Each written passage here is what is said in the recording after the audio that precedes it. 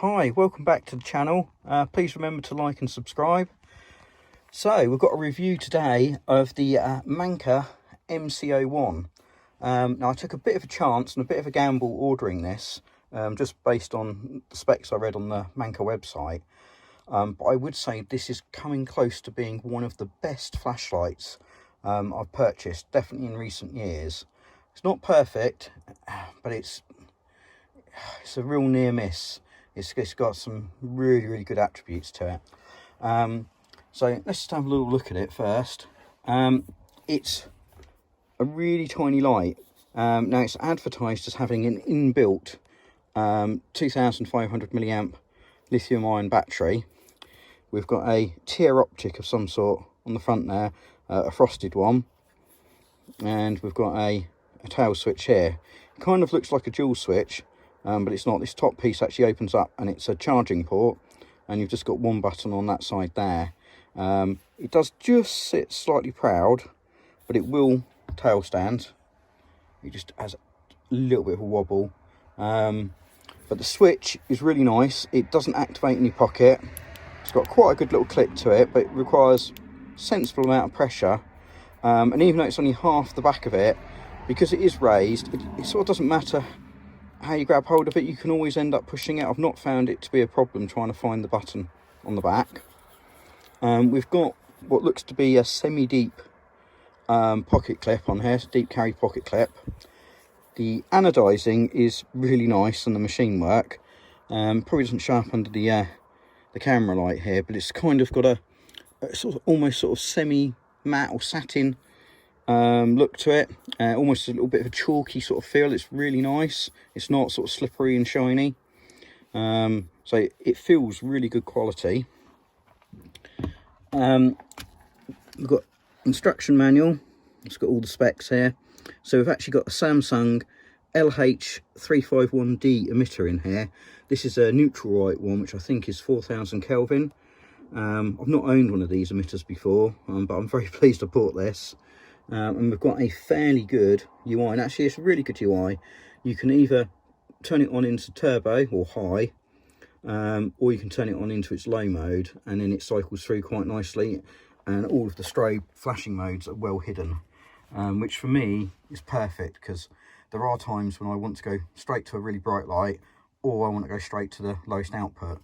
And if I'm in the lowest output, I want to sometimes go a little bit brighter, or maybe you want to go to, you know, full output. And this UI does enable that, and it's something so many manufacturers seem to get completely wrong.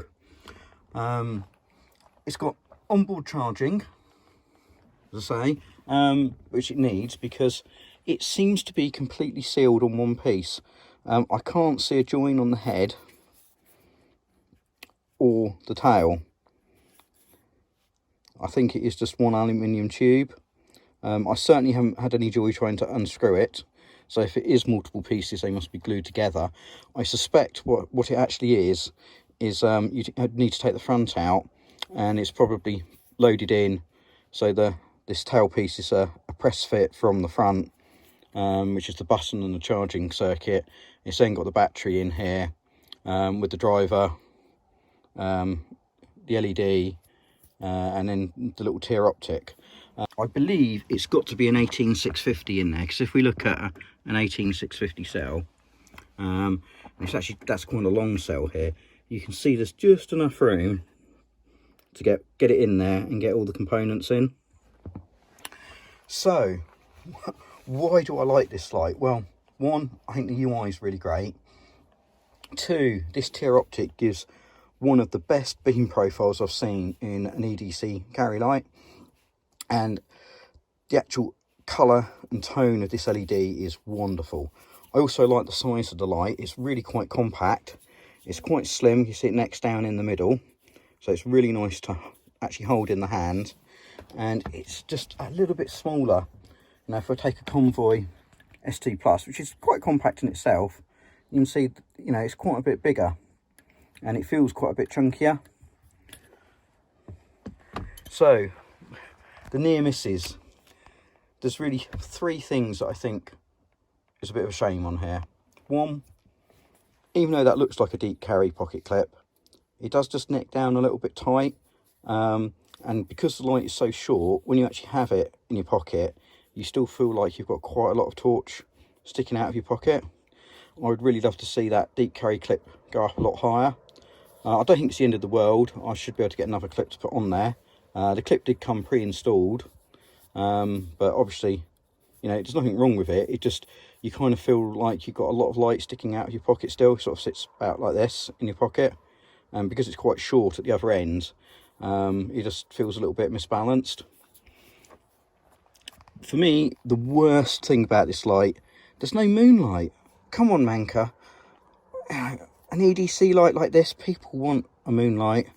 You know, you should be putting that low in there. I just don't understand why they don't. If we look at the little chart here, what's it doing? It's saying low is 60 lumens. 60 lumens?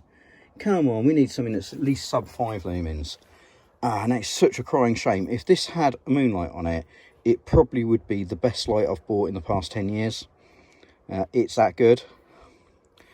And lastly, because it's an inbuilt battery, I don't really think I've got problems with the battery expiring. And it does look like you can take it apart. And it does say somewhere that it recommends you don't take it apart, but you should be sort of a professional if you do. So I think the battery could ultimately be replaced if it became a problem. But I bought this lithium ion here in 2012. So that's over 10 years old. And it works as well today as it did when I bought it. So I don't really think the battery is going to be a problem. But what is a problem is there's no mechanical lockout, and it's an electronic switch. So it's always going to be draining itself a bit, which kind of means if you did put it away in a cupboard for a year and came back to it, it possibly wouldn't charge properly, and you've got no way of knowing the voltage of the battery. I just wish the tail cap, you know, or the head was just detachable. If you could unscrew it, one, it would mean changing the battery would be a lot easier, but you could just, you know, do that half turn and lock the light out. And sort of along those lines is you've got no real way of knowing how charged the battery is, and this lights up at all when the battery's low. When you go to charge, it does light up red, and it goes green when it's fully charged, so maybe it will give a warning when we hit sort of low voltage. But apart from that, I can kind of live with the no lockout. It really is just the lack of moonlight that's a problem. And I say it's got a really, really nice UI. So if I click and hold, it goes on to low. And I say, look at that beam. It's just so even. It hasn't got like a central hotspot. It's just got sort of one big illuminated area. It is just so nice, and the tint on it is, it's probably one of the best tints I've got. And I own quite a lot of niche lights and other 4000K emitters, but this one is really nice. Single click turns it off, so click and hold onto low. But if you just give it a normal click, it will turn the light on and off. When it's on, you just click and hold and it will cycle through the modes. So we've got low, medium, high, medium, low, and that will be a mode memory. So if that's in medium now, if I just click off, click back on, it goes to medium. If I do a long click, it goes to low. I can turn that off, and if I click back on again, you'll remember the last mode that we just used, which was the low, unfortunately. But it does mean that, you know, you can have it in high, turn it off, or go back to high if you're using that, but you can then turn it on and go to low. And that's what I really like about this. And from here, you can give it a double tap. That will go into high or turbo. I think high and turbo are the same. I don't think it's actually got an extra mode there. Or if it has, it perhaps steps down. And you can do that from anywhere. So even from off, you can do a double tap, and it will go into that turbo mode as well. Which again, I really like that, because it just doesn't matter what mode you're in. You know, if you're in medium, double tap it, straight into high, turn it off, and then go straight into the lowest mode. That makes it a really, really usable torch that you can use it in almost any situation. You know, if you get up in the middle of the night and you just want a lowish mode, not low enough, Manker, come on, I can't stress this enough. 60 lumens is not a low mode.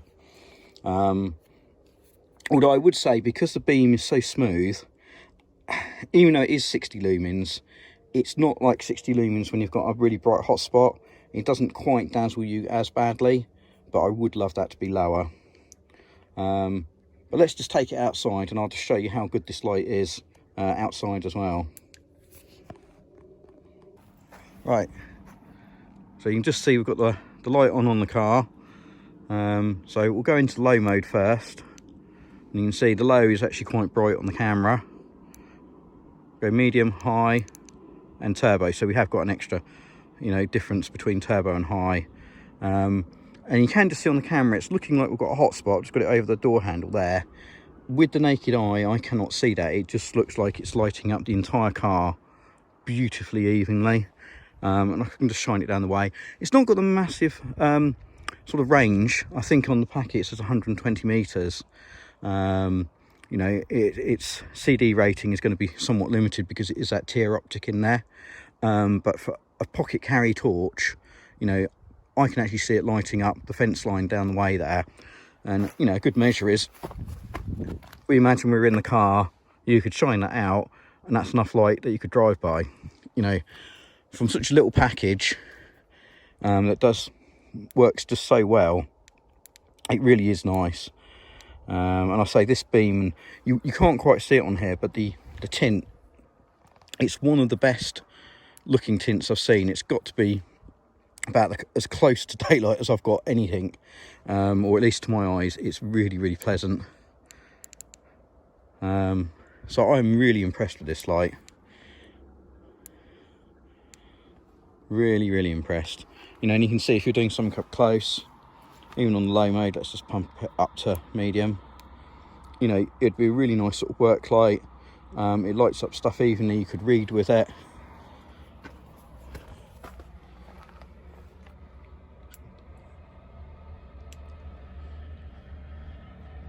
So yeah, and it also seems to be really good value. I bought this direct from Manker.